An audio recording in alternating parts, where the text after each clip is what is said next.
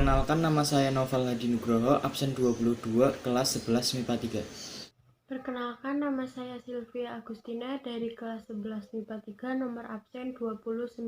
Perkenalkan, nama saya Cindy Fadela, nomor absen 30. Perkenalkan, nama saya Surya Pakturatama, absen 32. Perkenalkan, nama saya Susi Prihatin dari kelas 11 MIPA 3, nomor absen 33. Perkenalkan, nama saya Titis Wulan dari Agita, kelas 11 MIPA 3, nomor absen 34. Nama saya Tufaika Hasanah dari kelas 11 MIPA 3, nomor absen 35. Perkenalkan, nama saya Jessica Nadia Rahmawati, nomor absen 36, kelas 11 MIPA 3. Di sini saya akan menjelaskan tentang pengertian HIV/AIDS. HIV/AIDS adalah virus yang menyerang sistem kekebalan tubuh yang disebabkan melalui infeksi sel darah putih yang lalu mengakibatkan tubuh menjadi rentan terhadap penyakit. Saya akan menjelaskan bahaya HIV dan AIDS. Yang pertama yaitu tuberkulosis atau TBC. TBC, bakteri TBC yang berada dalam tubuh penderita HIV atau AIDS harus segera ditangani dulu sampai tuntas. Baru pasien boleh melanjutkan obat-obatan HIV lagi. Tuberkulosis dinobatkan sebagai penyebab kematian nomor 1 bagi penderita HIV atau AIDS. Yang kedua, toksoplasmosis, yaitu infeksi pada manusia yang ditimbulkan oleh parasit bersel 1. Yang ketiga yaitu Cryptosporidiosis, yaitu penyakit akibat infeksi parasit Cryptosporidium yang ditandai dengan diare yang tak kunjung sembuh. Yang keempat yaitu Cytomegalovirus atau virus yang berhubungan dengan virus herpes. Penularan virus ini melalui cairan tubuh seperti air liur, darah, air mani, urin, dan air susu. Ibu sistem kekebalan sehat bisa mengontrol virus ini sehingga menjadi tidak aktif. Namun pada penderita HIV dapat menyebar ke seluruh tubuh jika tidak cepat diobati. Yang kelima yaitu Candidiasis. Infeksi yang satu ini disebabkan oleh infeksi jamur yang lagi-lagi menyerang seorang dengan kekebalan tubuh lemah pada penderita HIV. Sekian dari saya, selebihnya akan dilanjutkan oleh Cindy Fadila. Wassalamualaikum warahmatullahi wabarakatuh. Saya akan menambahi materi yang sudah disampaikan oleh Sylvia, yaitu tentang bahaya HIV/AIDS. Yang keenam, Cryptococcus meningitis. Cryptococcus meningitis adalah infeksi pada sistem syaraf umum pusat yang biasanya muncul pada pasien positif HIV/AIDS. Jamur penyebab infeksi ini disebut Cryptococcus neoformans yang tersebar melalui udara. Penderita HIV dengan CD4 di bawah 50 akan lebih mudah terinfeksi jamur ini. Yang ketujuh, limfoma atau kanker kelenjar getah bening adalah kanker darah yang menyebabkan getah bening membengkak. 8.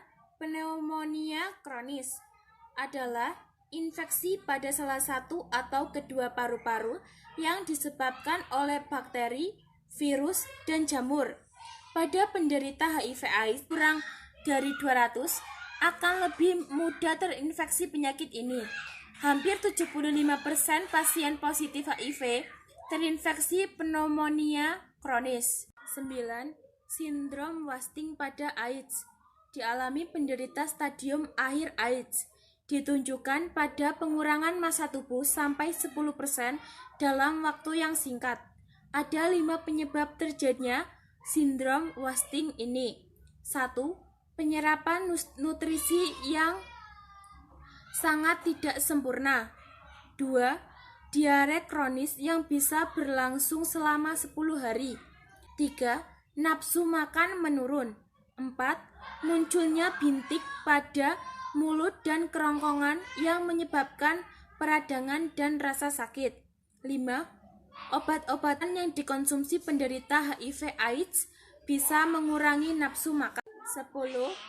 Herpes simplex dan herpes zoster. Herpes simplex adalah penyakit kelamin dengan munculnya bintik-bintik kecil berkelompok seperti anggur pada anus, kemaluan, mulut, dan kulit. Herpes zoster adalah infeksi syaraf dan kulit di sekitarnya. Mengenali beragam cara penularan HIV. Pada dasarnya, HIV dapat ditularkan melalui cairan tubuh, termasuk darah, air mani, cairan vagina, dan air susu ibu yang terinfeksi HIV. Beberapa metode penularan HIV antara lain adalah melalui 1. Hubungan seks. Penularan HIV dapat terjadi melalui hubungan seksual tanpa kondom, baik itu melalui vagina, anal, maupun seks oral. Selain itu, seseorang yang suka berganti-ganti pasangan seksual juga lebih berisiko untuk terkena HIV. Kedua, penggunaan jarum suntik. HIV dapat ditularkan melalui jarum suntik yang terkontaminasi darah orang yang terinfeksi HIV.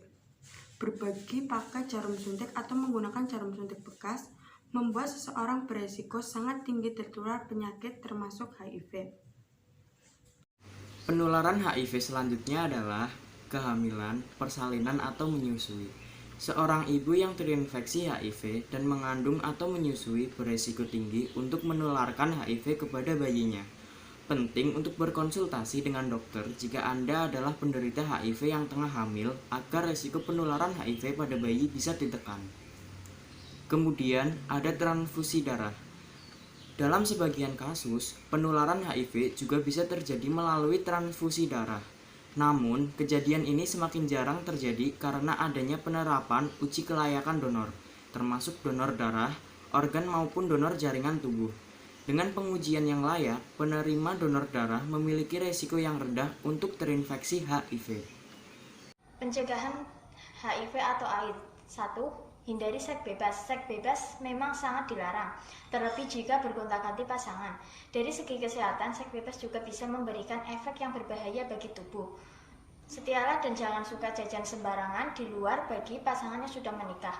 Pencegahan HIV dengan menghindari seks bebas ini merupakan salah satu langkah paling penting untuk terhindar dari penyakit ini. Kedua, jangan gunakan jarum bergantian. Pencegahan HIV yang harus kamu perhatikan adalah jangan gunakan jarum secara bergantian. Selalu perhatikan penggunaan jarum yang steril jika kamu berniat untuk membuat tato ataupun tindik. 3. Menggunakan kondom. Pencegahan HIV selanjutnya adalah kamu harus ekstra hati-hati jika tahu bahwa pasangan memiliki HIV. HIV bisa menular lewat darah dan air liur yang masuk ke dalam tubuh, juga melalui hubungan seksual. Ketika berhubungan seksual, lindungilah diri dengan alat pengaman ekstra untuk mencegah kemungkinan terjadinya alat pengaman atau kondom yang rusak, dan lain sebagainya. 4. Perhatikan luka yang terbuka. Jika bekerja dengan pasien HIV, pastikan kamu melindungi diri dengan sangat hati-hati. Pencegahan HIV yang bisa kamu lakukan yaitu dengan menggunakan pakaian yang diwajibkan oleh rumah sakit. Hati-hati dengan segala luka terbuka yang dimiliki. 5. Lakukan vaksin. Pencegahan HIV yang kelima adalah melakukan vaksin hepatitis A dan hepatitis B, serta melakukan tes secara teratur sangat baik untuk melindungi diri dari HIV. 6. Pre-exposure prophylaxis atau PrEP merupakan metode pencegahan HIV dengan cara mengonsumsi antiretroviral bagi mereka yang berisiko tinggi tertular HIV. Memang sampai saat ini belum ada obat untuk virus HIV serta AIDS. Tetapi ada obat yang dapat memperlambat perkembangan virus, yaitu antiretroviral. Antiretroviral bekerja dengan cara memperlambat virus HIV menggandakan diri, serta memperlambat virus HIV membunuh sel CD4. Macam-macam ARV bisa kalian lihat di sebelah sini. Sekian dari saya. Wassalamualaikum warahmatullahi wabarakatuh.